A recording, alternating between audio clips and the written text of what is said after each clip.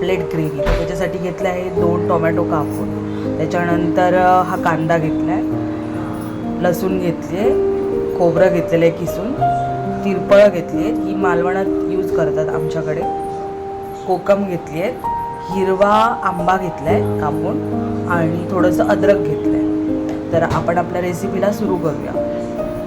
सगळं वाटण मी आता मिक्सरला लावून घेणार आहे आणि मग नंतर आपण पुढची प्रोसेस बघू. संकेश्वरी मिरची यूज करते, पण हा मसाला संकेश्वरी मिरचीचाच आहे, लाल मसाला.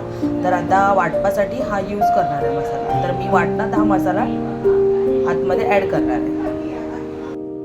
वाटण मिक्सरला लावून घेते आणि अर्धा ग्लास पाणी ॲड करते वाटणामध्ये. वाटण थोडंसं वाटून झाल्यावरती ह्याच्यामध्ये धणेपूड घालते.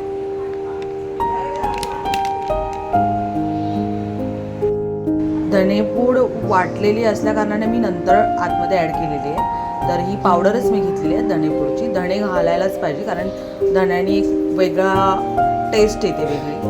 तर बघू शकता आपली ग्रेव्ही रेडी झालेली आहे, म्हणजे वाटण रेडी झालेलं आहे आपलं. भांडं ठेवलेलं आहे, तेल ठेवलं आहे 2 चमचे, कांदा फोडणी, कढीपत्ता,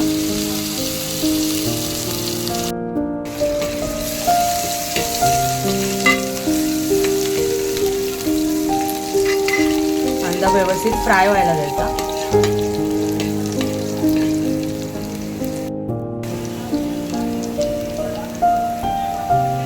व्यवस्थित फ्राय झाल्यावरती वाटण. च्या ग्रेव्हीसाठी थोडी वाटणाची थिकनेस थोडीशी जाडसरच ठेवायची. तर मी ह्याच्यामध्ये जास्त पाणी ॲड नाही करणार आहे, फक्त 1 ग्लास पुरेसे. तुम्ही बघू शकता मी जाडसर अशी कढी ठेवलेली आहे ग्रेव्हीची. बघा थिकनेस बघू शकता तुम्ही, मी जाडसर अशी ठेवलेली आहे.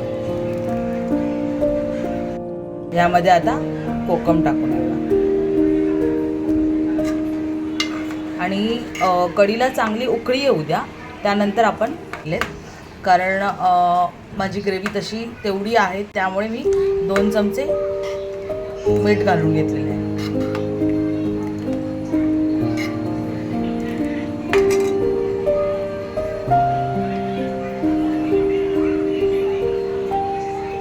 पापलेट स्वच्छ धुवून घेतले, त्याला मीठ वगैरे लावून ठेवले होते. तर हे कढीसाठी आहेत आणि हे फ्राय करण्यासाठी आहे. आपलं वाटण व्यवस्थित उकळी आलेली आहे, बघू शकता तुम्ही.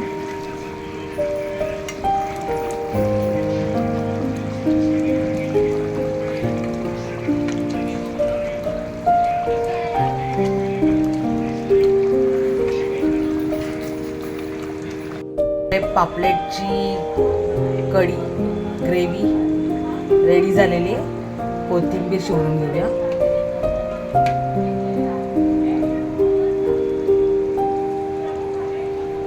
बघू शकता